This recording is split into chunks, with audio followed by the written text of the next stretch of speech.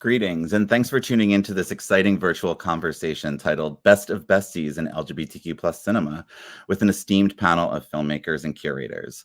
This is taking place as part of our 5-day legacy series, Queering the Canon Besties, in partnership with NewFest and BAM.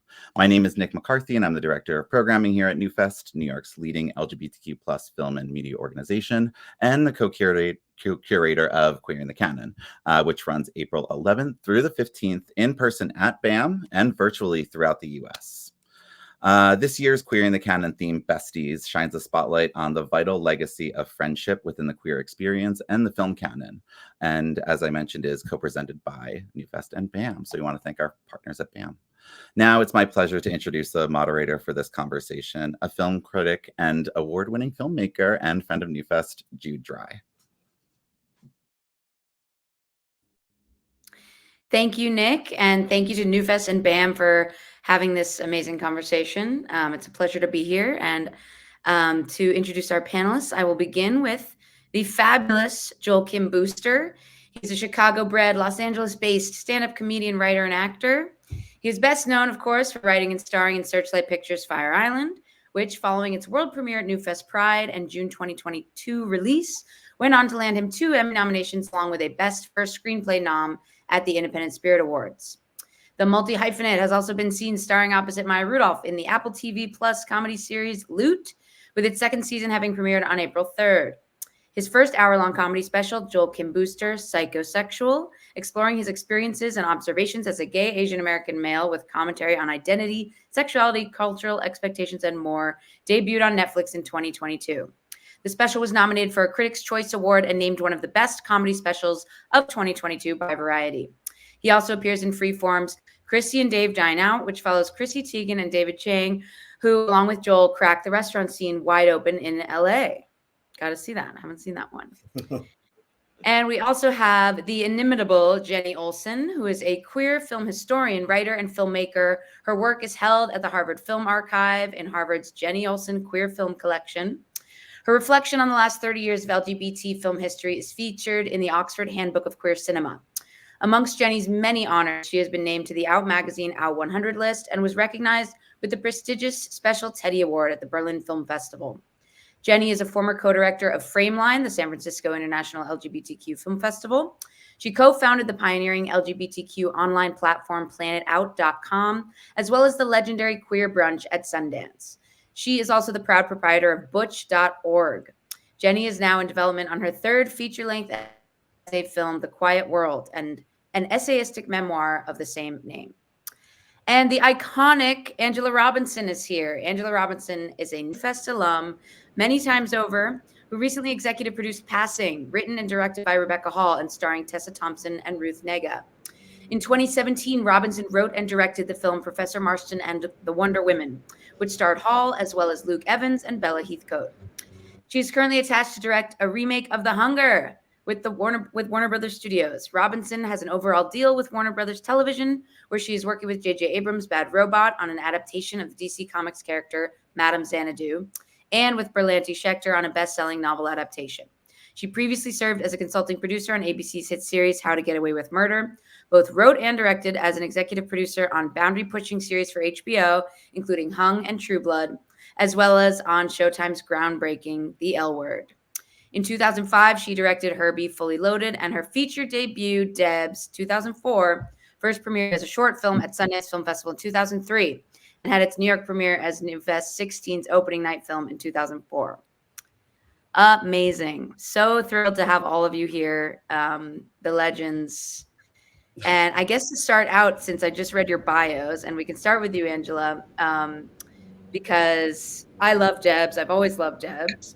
And I do think for queer besties, it's a great jumping off point to start. So, yeah, I mean, I think it's also had a bit of a a renaissance maybe in younger queer circles. I hope that you've felt that love, because I know, releasing queer films was really hard in 2004. And I think that it's a testament to its wonderful staying power that we're still talking about it. And I think young people, are rediscovering it in a really fun way. And have you experienced any of that? Has that made its way to you? I did actually just recently. It's been so great, actually. It's such an odyssey because it's been like 20 years. But just recently, sorry, the gardeners just decided to show up exactly when this started. Okay. But a friend of mine called, I have no sense of time. It might have been like 6 months ago or a year ago. And he was like, do you know that there's a screening at New Beverly? Tarantino bought that, the Vista and New Beverly. And they're doing a double feature for 2 nights of Debs and But I'm a Cheerleader, my friend Jamie Babbitt's historic movie.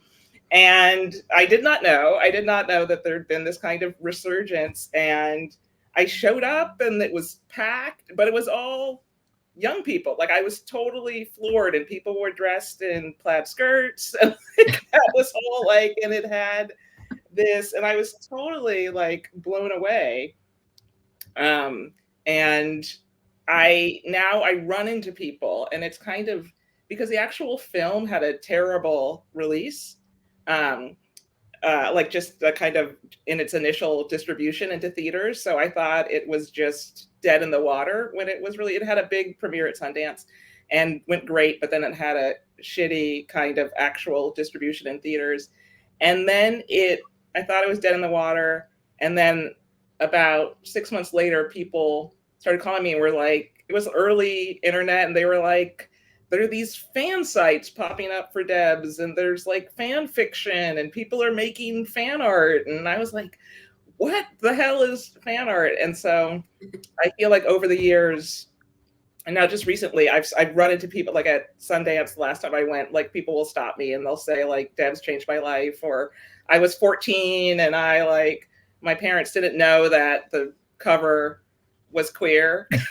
They snuck it under. And well, Angela, can I just say really quickly, I worked at a small video rental chain in the Midwest called Family Video. And when I worked there, I would always Debs was one of the movies where if I could sense a queer person, a queer young person was talking to me about recommendations, Debs was one of the movies where we had one copy of it. And I would hand that thing out and I'd be like, no, you need to take this one home. And it's for you. Trust me, you'll like it. And it was always I felt like I was running an underground railroad for gay teens, just passing them these super queer movies. And Debs was definitely, I can tell you, I think it changed my life, and it changed a lot of other queer kids' lives at that time, for sure.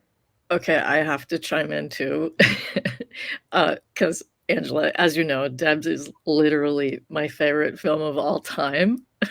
Crazy. Jenni's a film historian, and it's my heart. All the movies. Okay. Obsessed with Debs. I just cannot believe what a brilliant film it is. And Joel, to your point, notably as a queer film historian, Debs was the first film to get a PG-13, the first lesbian film to get a PG-13 rating, so that young people could actually see it. When Incredibly True Adventures came out in 95, it was rated R because it was a lesbian film, even though it's the most innocent thing. Actually, Roger Ebert even remarked in his review of it that it was totally unfair that it had gotten an R rating. And, ridiculous, right? It's not blue is color, that's for sure. But so it was hugely significant that Debs, had that rating and was accessible to young people. And it's such a sweet, wholesome, hilarious, but yeah, Joel, incredible film for young people to see. And on our theme, I think it's super interesting too that both Debs and Fire Island are such, bestie movies. And both is kind of their ensemble kind of friend movies.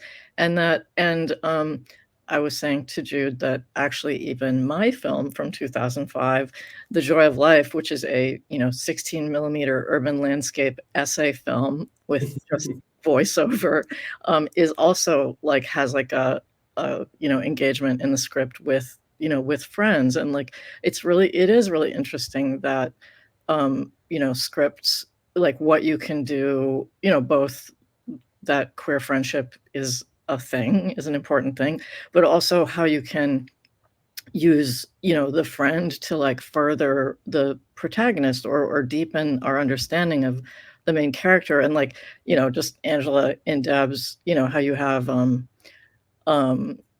what's his name, the pal, you know, Scud, yeah, you know, Scud, who's this like great like best friend who's kind of like coaching her, and like it's just such a beautiful thing. And you know, Joel, you know, obviously Fire Island, I mean, that all of the friends and all of the sense of like how they're um uh being there for each other but yeah, furthering the other characters' journeys. I don't know if you or like, I guess, Joel, do you have things? I'm sorry, Jude. All of a sudden, I'm like, no, I'm the moderator, right, Jenni? I'm not the moderator. Every one of my questions here, but no, it's wonderful that we have both of you, because I do think that, and Joel, obviously, Fire Island, you know, is a more recent example of this, but I think it may be headed for a similar life to Debs in that, like, people are still talking about it 2 years later. There's been nothing else like it to come out since, and I do think that the friendship element, because you know everyone wants romance, but I actually think that these friendship movies, you know, they mirror our lives so much more. And also I think the reason the L Word was so successful is, you know, we want to see our buddies, and like also these are comedies, you know, it's like romances can be kind of a drag. And so what do you, I guess when you both were writing, I'm curious, like, was that important to you to show this friendship element? And they both have very great romances in them too. Like, you didn't skimp on that at all, but they are sort of equal friendships stories as well. Did that come up in the writing process for either of you? Yeah, for me, I think weirdly I've gotten to a point where I think a lot of queer people got really good at projecting their own experiences on heterosexual romances and being able to inject themselves and find a way in to to relate to those stories. But it is actually, the texture of a queer friendship is so much different, I think, than seeing a gay best friend to a straight woman or a straight man on screen. And so for me, like, I don't know, it is crazy. Like, from Debs to Fire Island, there aren't a lot of movies that center queer friendships before the romance. Almost, there just aren't a lot of them. And so I think it was like a sneaky way for me. I mean, I always say the even though it's based on Pride and Prejudice, which is obviously a sweeping romance, the movie is more so a love story between my character and Bowen's. I think in a lot of ways, like, it really is about that relationship and that friendship and that family. And yeah, I think it's just for a lot of people, I think it's that is more recognizable than some of the romance elements of the movie.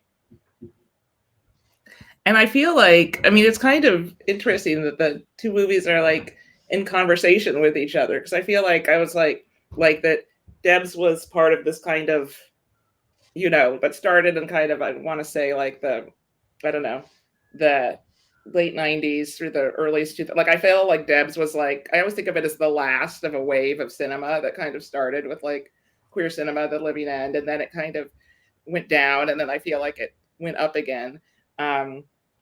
But it was interesting with Debs. It was about the love story, but it was mostly about the Debs. I mean, like, it was driven by the love story, but it was all about whether or not she could be a Deb and be in love with Lucy, and whether the Debs could change and their friendships could mold. And so a lot of the pressure is this group of friends and colleagues, I suppose, and students kind of figuring out their lives.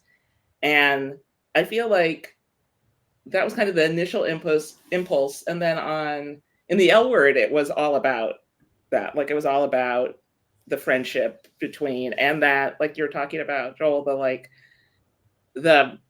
the nuance of friendship among queer people, and like the strange kind of fluidity of friendship and sexuality and exes, and knowing, like, and how the just kind of fabric of that is so specific and not like other relationships. And so it was so like, for years we got to kind of explore the different layers of that on the L word. And I was just thinking, when the topic of this panel came up, I was thinking there's an episode that I wrote and directed of the L word where they had a pot party. It was called, like, I forget, it was like in season 5. Anyways, they like everybody, and that had kind of reflected from that. I don't know if I'm speaking out of turn, but whatever. Do you know what I mean? Like, some of the actors Legal now. had a pot party, kind of totally, and it was really fun. And then it got to this point where we were like writing our lives. Do you know, like the L word became like, what did you do last weekend? Do you know, like, I mean, it was hyperbolic and a soap opera and over, but after you like started mining so many stories that it just kind of became this call and response to actual life, or the life of people you knew, or the life of things you've heard. And so there's this moment that was kind of improvised where Kate Manning and Leisha Haley, they were like talking, they were like high on brownies, pot brownies, and they were like playing with the pot brownies. And it's this really like iconic moment in my head because it's so like captured. There's these moments where you like capture something and you're like, oh, that's it. Do you know what I mean? I don't know, Joel, if you had that experience in making your film where you're like, oh my God, that's it. And I haven't seen that anywhere else before. And it would only be queer, like being in conversation with queer people where you're able to kind of like capture something where you're like, oh, that's it. That's like our lives. Like that's our experience, and people will get that. Absolutely. Yeah. That's such a great thing. If I may, I love that this series is includes Go Fish, and that you know, it's so exciting. It's newly restored. But I just got to write a piece about it for the Blu-ray that's happening, and so I've been reflecting on it a bunch, and just really thinking about how significant it was and is as a film, like a film that it really was the first widely released U.S. lesbian film that portrayed, you know, a diverse young friend group that looked like, at least, you know, looked more like my life, you know, our life of like young, you know, and the fact that it was set in Chicago, but that it was just like kind of like daily life, as opposed to like, you know, so many previous films were period pieces, coming out films where the characters don't have any community, they're just like one person coming out. You know, so like period pieces like obviously Desert Hearts, you know, or Liana as a coming out story, or Personal Best where the character ends up with a guy in the end, or, you know, The Hunger where they're vampires, like, which is great, but like I just don't identify with that. And like, you know, but Go Fish was like really significant. I mean, there were only a handful of like kind of more, you know, regular contemporary set films prior to that in terms of, you know, lesbian cinema. And yeah, what are you gonna say, Angela? I remember going like with my friends totally to, what was it? It was like to see, and it was this thing where you'd like heard that it was, but it was like there was this lesbian film and people were like, what? Like that just wasn't a thing. Like that nobody didn't, you'd have to like go into the like deep, you know, video store and find the weird, you know, woman looking askance like on the video box of like Desert Heart. That was my like video. I also worked in a video store for like years, so I like ferret out, you know, and there weren't no internet. You couldn't find. You just had to like intuit. Do you know what I mean? Through like how Joel was saying that here are these other things, and then Go Fish. And there were like posters around for it, and they were treating it like a regular movie that was going to be in a theater. And all of it, we like all the lesbians, we got together and we went to go see it at the Angelica, in, you know, in New York. And I remember being in the theater, and it was just like where I'd go see other movies. Here was this movie, and I totally remember really viscerally watching this, and my jaw kind of just dropped. Watch it, like I remember it just being this experience. I almost like, I mean, I saw it again later, but that initial experience, I don't know if I even really like saw the movie. I just kind of couldn't believe it was happening. And it was funny, similarly, years later, I knew Gwen Turner and Rose Trichet, who Rose directed, and they both created it together, created Go Fish. And years later, I'm in LA, and I meet Eileen Chaikin, and I get offered a job on the first season of The L Word as a writer. And Gwen called me, who was also in the writer's room, and Rose was directing the pilot. So we are all three in the writer's room, and we just knew each other from LA. And Gwen and I were both talking, and we actually like didn't believe that the L Word pilot was true. They were like, they're going to make a lesbian Queer as Folk. And we were like, yeah, no, that's not true. Like, we just like literally, like, it was the same. I had the same reaction like before I physically saw Go Fish, where I didn't actually believe that it would come to be. And then there was this relic here that was like proof, like we were here. And then the same, I joined Rose and Gwen like years later, where I was like, there's no way this is going to be a thing. And they're not actually going to like make it. And they're not actually going to like give us money to do that, because it was always like when you made Debs, it was kind of like you were absconding with something, like you were tricking somebody, like getting it through the system. And so, but to kind of see this bit of life, it always felt like not only a revelation, but like a victory, kind of like over hegemony or whatever, like just the system, to see it and get it through. Do you feel like Go Fish really was a watershed moment in queer film? Oh, 100%. For 100%. Filmmakers, like, I'm curious, like, you're young and seeing that in New York, are you like, hey, I could make it? Totally. Because I know indie games, so. What was really fun about the times is that there was a bunch of us living downtown at the same time. So I remember like being fueled. Like I saw Go Fish, and was I in film school? I'm not sure. Like, I don't know. I was living in New York at the time, but I kind of like Rose and Gwen, they were like the lesbians from Chicago, but now they were like living in New York, and we'd go, and this is a terrible story, but I like got invited, and they were the East Village lesbians, and we were the West Village lesbians. And I went and like played West Side Story. I don't know. We started like hang out at like, everybody would hang out at this place, Cafe Tabac. And I remember like being introduced to Gwen, and it was like, oh, those lesbians who made Go Fish. And then I was making, Jamie Babbitt was in film school, and I was in film school at the same time. And she was at Columbia, and I was at NYU, and their grad program. And she like was really formal, and she was like, came up to me and said like, hi, I enjoyed your short film. I'd like to show you my short film. And we became and we watched each other's short films, and we became like colleagues. But like Lisa Cholodenko was around that time. Like Hayard had just come out, and Kimberly Pierce was trying to make Boys Don't Cry Forever, like around that time. There was this fun, competitive, like, there were colleagues, but you were all kind of gunning. Like everybody was like gunning to make, Jamie was trying to make Cheerleader, and it was kind of launched by Go Fish, but it made it seem like, oh, it's possible because I know them and they're just there and they figured it out. And so who did they talk to? Oh, okay, Christine Vachon or so. And so you just started what I kind of call the hustle, but there was a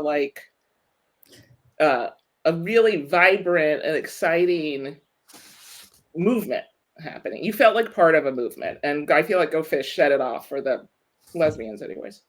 Yeah.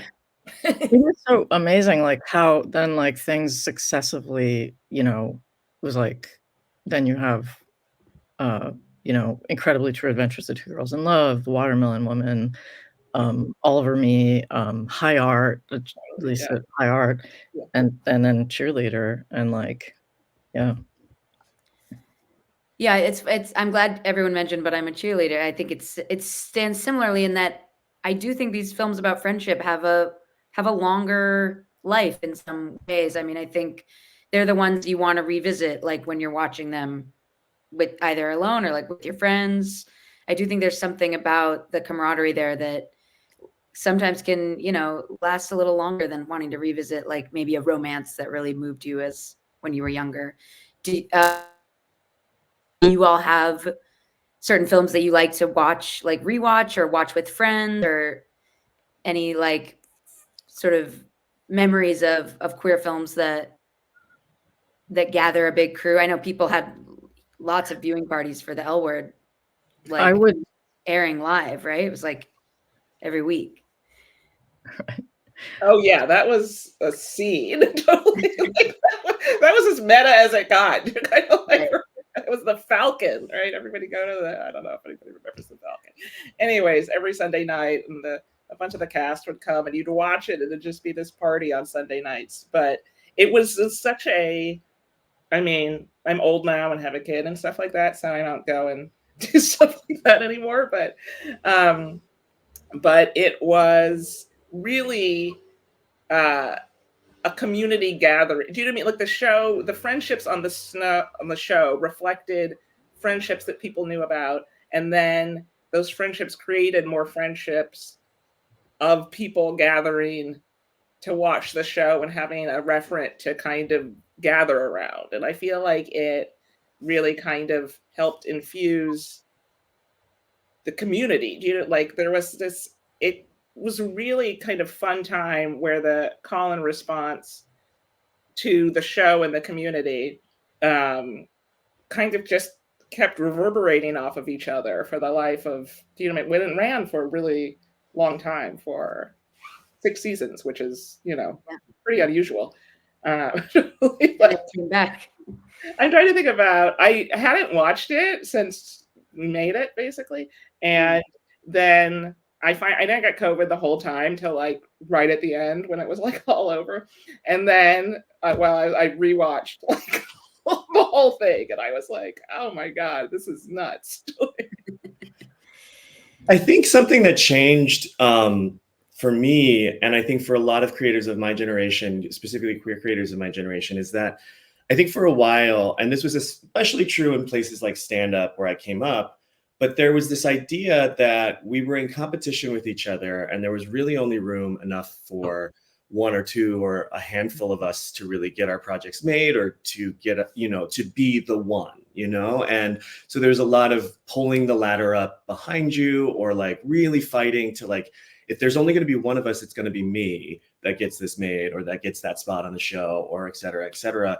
And I think like for me, right around the time I moved to New York and I met people like Bowen Yang and Julio Torres and like all of these other queer comics and creators that were coming up at the time, we sort of just looked at each other and had this moment of like, wait, why is there room for only one of us? There are so many of us, and we are all so different and great. And like, quite frankly, we're at these open mics with a bunch of grody straight guys anyways. Like, why are we sitting across the room from each other? We should be friends. Like, this doesn't make any sense.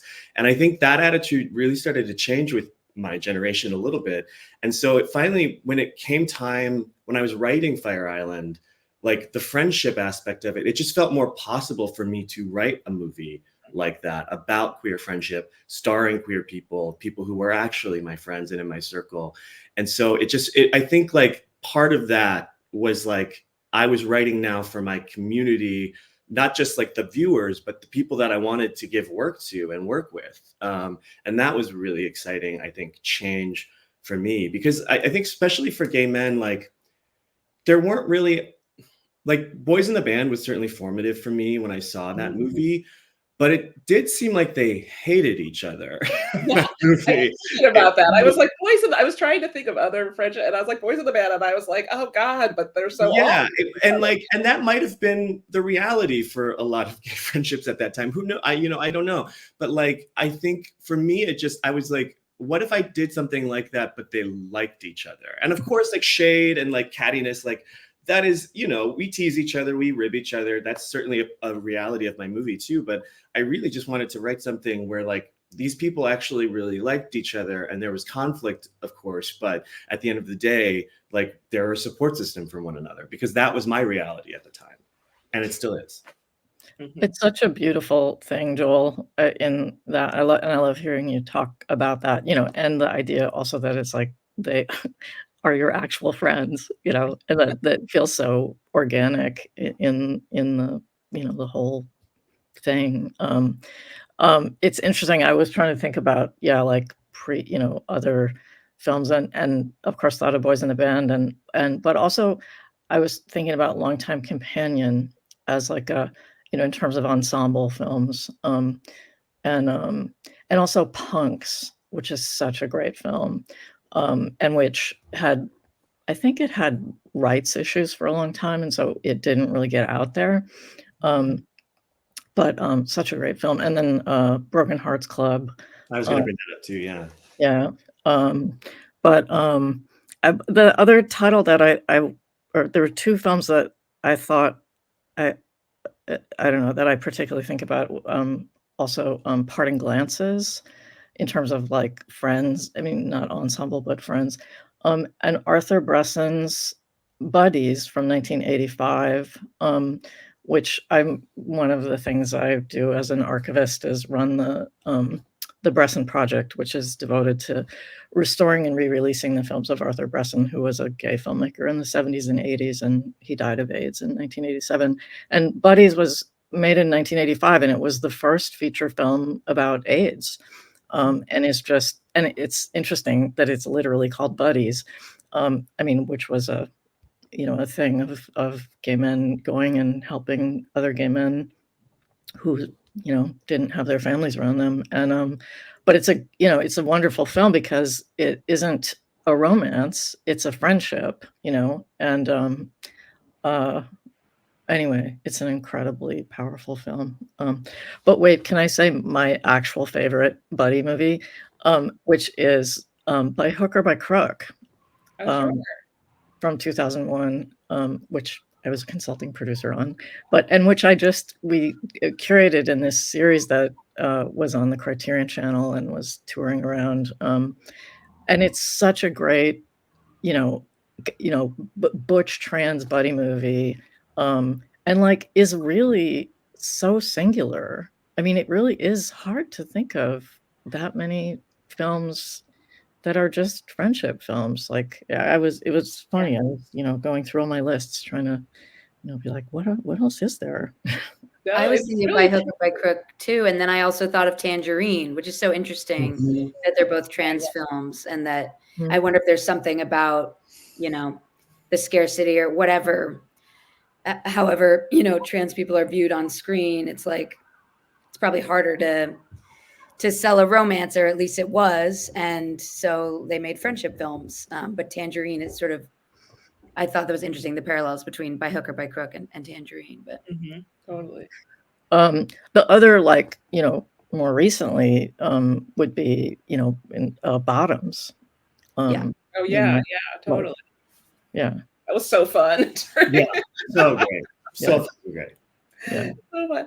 I was like, Joel, I was thinking when you were talking that I think that something that takes the Bestie movie is, I feel like we are both involved in a kind of project of capturing the joy in our relationships and romances and stuff. And I feel like a lot of the history of queer film has been about struggle. And I know that Debs was a reaction to all the, films that I grew up on, which were, from the 50s to the 80s, basically tragedies, kind of, or you were going to struggle alone and maybe you'd find one person to love you, but you'd be rejected from your family and from your, and that I feel like queer films are always in response to their times, kind of, and it ebbs and it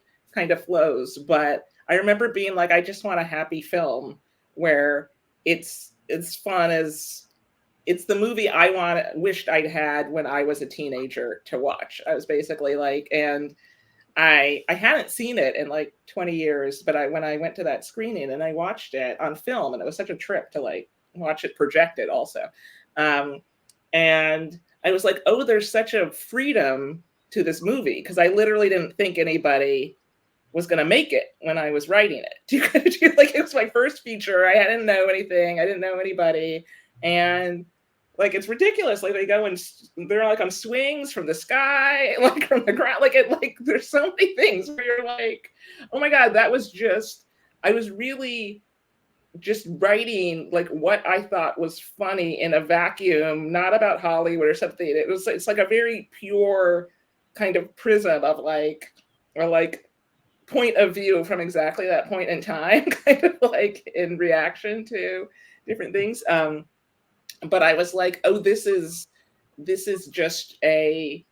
my response to wanting something fun and joyful, and I wanted my own Charlie's Angels, or my own. And I always, like what you were saying, is I was always recasting like The Breakfast Club, where Ali Sheedy and Molly Ringwald hook up, or the Charlie's. Like, I was always just doing this kind of like reworking of every plot that I got very like used to doing. And I was like, what if I could just see what I wanted?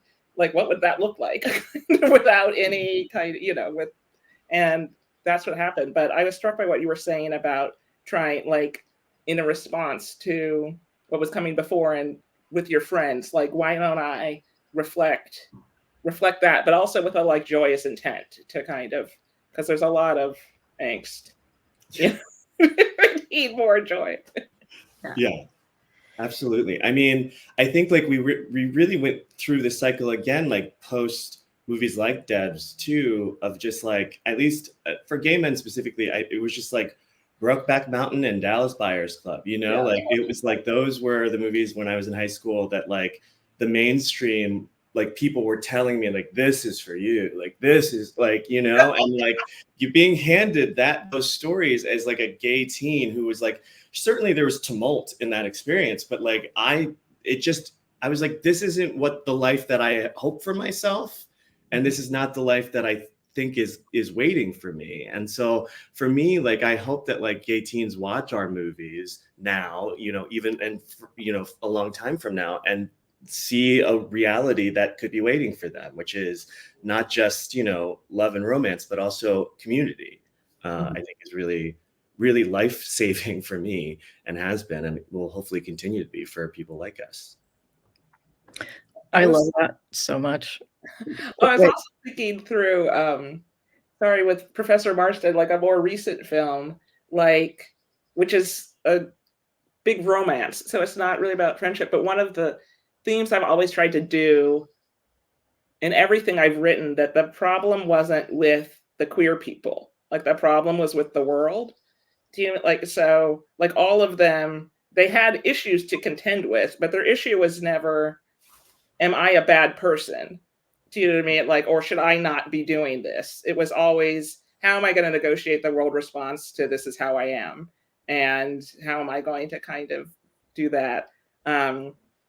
Which I think as a lens kind of, so a lot of the struggle, like, it brings in issues of friendship because it's about negotiating the world. Like, how do you get the world to or accept or not accept you? And how do you push back on that? Or how do you interface that? How do you build communities within yourself? Like the Marstons built a family, do you know what I mean? Like with themselves, and like a very kind of inhospitable to themselves, and they built Wonder Woman, like, so it's, a lot of it is that, that like, how do you find friendship and community within the situation you find yourself in? I was also thinking that Passing, Angela, has some aspects of sort of maybe not besties, but there's a recognition almost in the way By Hook or By Crook does. There's sort of like a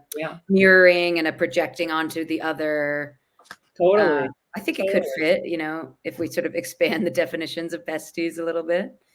But I also think what's really remarkable at Passing too is like what that film gets into, and I think when you're talking like why Besties is interesting, is that how fluid sexuality is through friendship. Do you know what I mean? Even among straight women. Do you know what I mean? Straight women and lesbians, or lesbians, do you know what I mean? Like, or gay men and gay and straight men. Do it like how, and the weird, when does friendship become romance and vice versa? Do you know what I mean? Like, and issues of like the self and otherness, like, so. But Passy really kind of like explores. You're like, wait, are these women friends? Are they romantically, or are they? Is about like race? Like, it really is like, you know, complex exploration. But it's.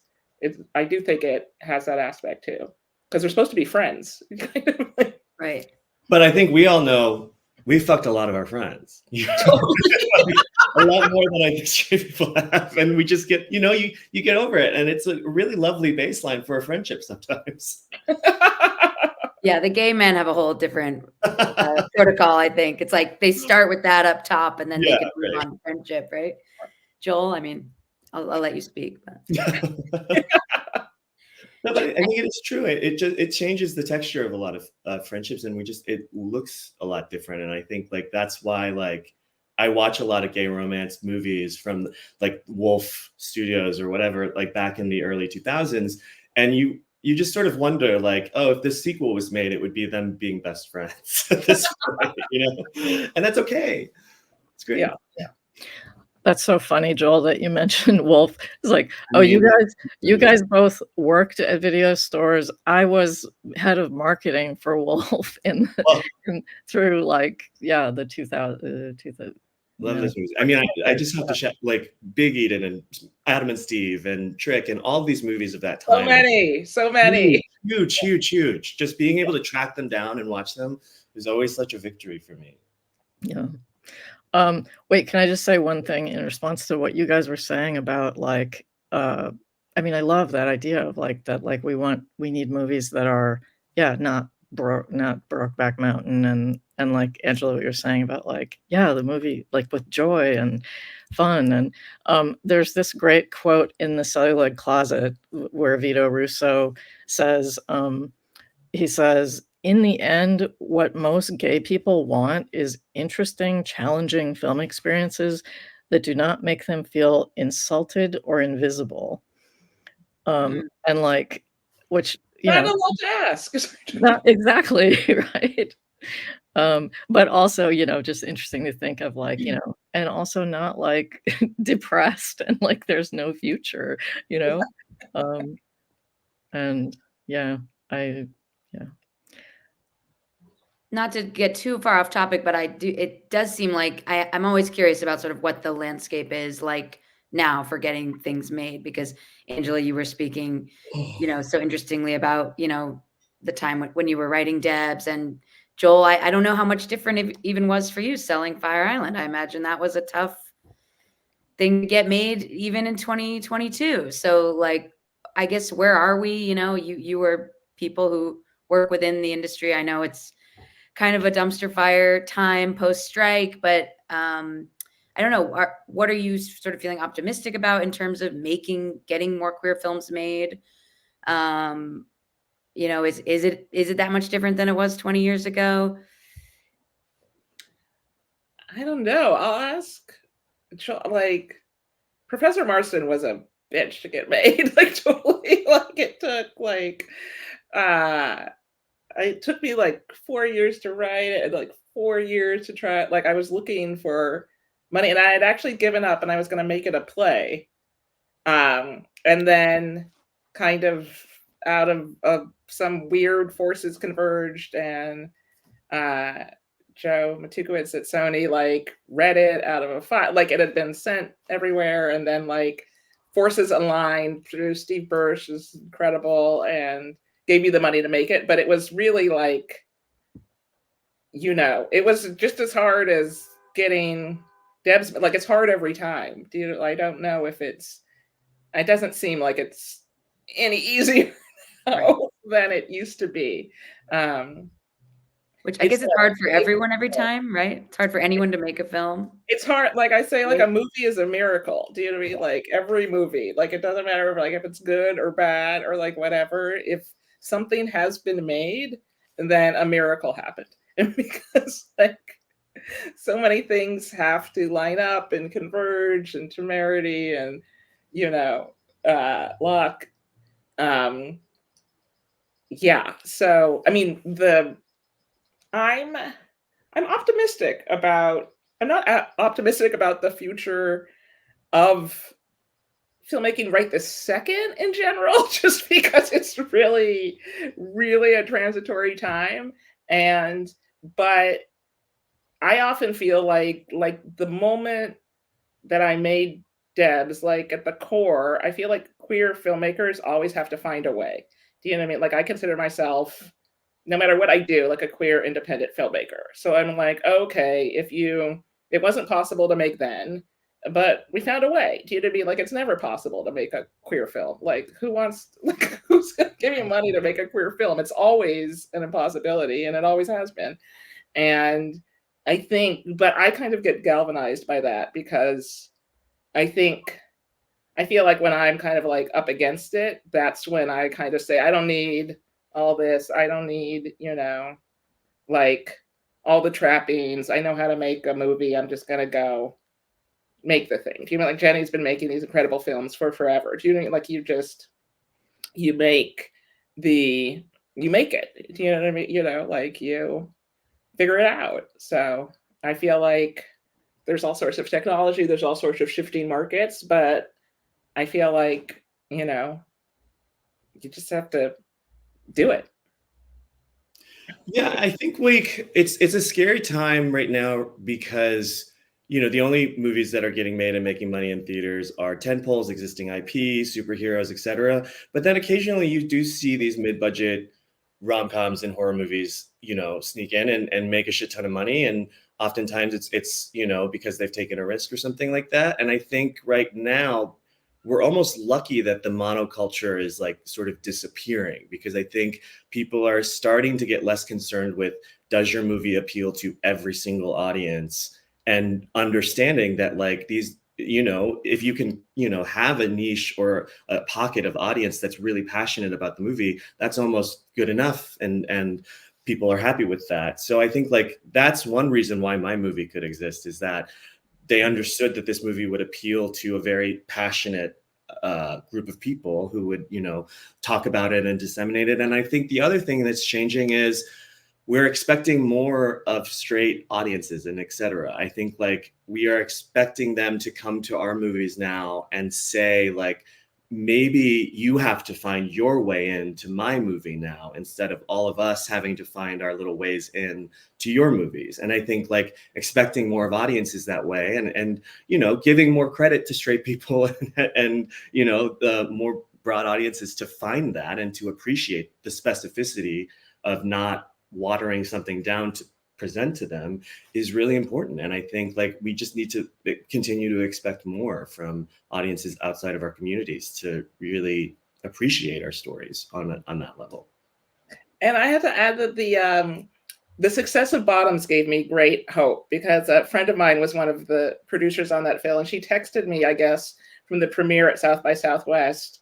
And the filmmakers called out a bunch of movies, and Debs was one of them. And I was like, oh, that's so what? Like it felt to me like a really full circle. And I like went to see that movie in the theater, and I was like, this movie is its own whole crazy thing, but I can see the spirit. Do you know what I mean? Like somewhere in there, you could see the DNA of, like Debs or Wet Hot American Summer, or like these other movies that kind of, and I was inspired. And so I feel like that, and the fact that films like this find success and find audiences, and also straight audiences, and a whole wide array of people, to Joel's point, gives me hope that now that this, and also the people coming up who are watching films and who are making films and who are creating culture now have this like giant vocabulary that they can use to make whatever is the next thing. Well, that is a lovely, optimistic, uplifting place to end it, I think. Thank you all for such a wonderful conversation. Angela, Joel, and Jenni, it's been really amazing having you. And thank you all for tuning in. Thank you, guys. Appreciate you. Bye.